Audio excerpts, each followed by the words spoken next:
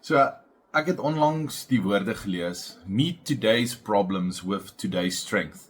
Don't start tackling tomorrow's problems until tomorrow, for you do not have tomorrow's strength yet. You simply have enough for today. Nou, dis baie eenvoudig, maar tog so waar. Ons probeer dikwels môre se bekommernisse vandag al uitsorteer. En as jy wonder hoekom jy sukkel om dit reg te kry, hier is die antwoord, so eenvoudig gestel.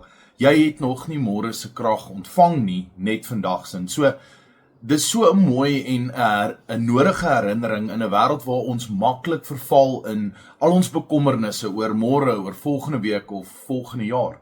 Maar wat ek love van al hierdie inspirerende stellings of aanhalings wat ons op sosiale media sien is, dat so mooi en prakties soos wat dit is, hoef jy nie eers regtig hard te dink of mooi te lees om te hoor waar dit vandaan kom nie. Hierdie einste aanhaling laat my dink aan Jesus se woorde in Matteus 6 vanaf vers 25 en hoor of klink dit bekend. Maar moet julle nie bekommer oor julle lewe of wat julle gaan eet of wat julle gaan drink of oor julle liggame, oor wat julle gaan aantrek nie. Is die lewe nie belangriker as kos en die liggaam belangriker as klere nie?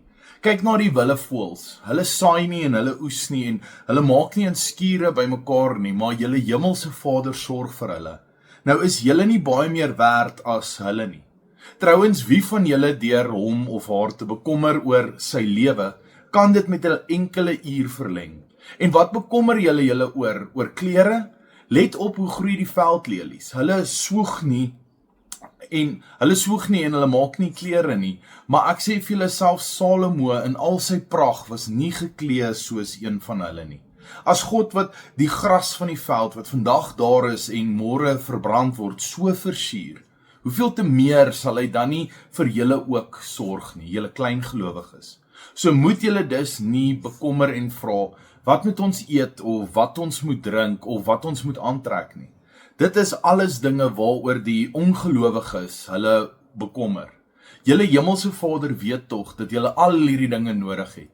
Nee, beywer julle eers vir die koninkryk van God en vir die wil van God, dan sal hy julle ook al hierdie ander dinge gee.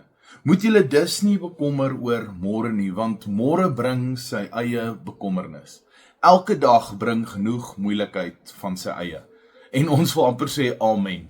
Want wie van ons het daai nog nie besef nie, dat elke dag bring genoeg moeilikheid van sy eie. Ons almal weet dis die waarheid, jy weet, Jesus, tell me about it.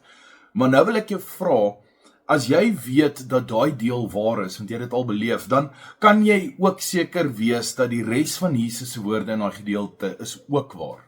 Ja, elke dag bring sy eie worries en bekommernisse en uitdagings, maar God sorg vir jou daagliks. En as jy twyfel, kyk net 'n bietjie terug na jou lewe en jy sal sien hoe hy vir jou sorg. Jy is nog hier. Hy gee vir ons daagliks wat ons nodig het.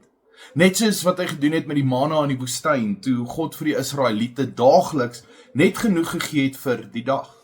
Hulle moes nie ekstra by mekaar maak of bære nie, want hulle het God daagliks vertrou vir genoeg vir vandag en weer dieselfde vir môre.